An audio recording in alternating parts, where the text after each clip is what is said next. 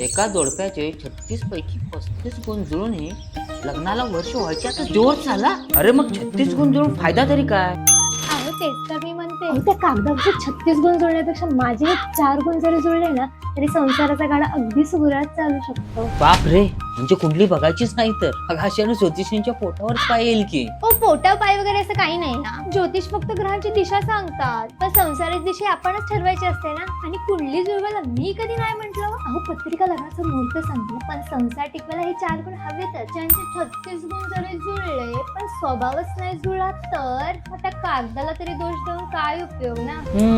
तुझंही बरोबरच आहे म्हणा. पण तुझं हे नवीन शास्त्र आजपर्यंत मला नाही बरं सांगितलंस. नाही म्हणजे ते कोणते 4 गुण आहेत गं, मला माहित नाहीत. अहो समजूतदारपणा, अहो आपल्या जोडीदाराची भावना परिस्थिती समजून घेणं पण तितकंच गरजेचं आहे ना. हे घ्या शेंगा सोला. अगं ध्रुवा, काय आहे, मला नाही काम करायचं यार. आणि मला बाकीचे गुण सांग ना सर्व. अगं ऐकत का नाहीस माझं तू? आदर. दुसरा गुण आहे आदर. समजलं? अहो राग आला तरी अपमान न करणं, 4 लोकांसमोर कमी न लेखणं. जिथे आदर असतो ना तिथेच प्रेम टिकतं. आणि तिसरा आहे प्रामाणिकपण. आपल्या जोडीदाराशी नेहमी खरं बोलणं आणि त्याच्यासोबत एकनिष्ठ राहणं. आणि चौथा आहे विश्वास.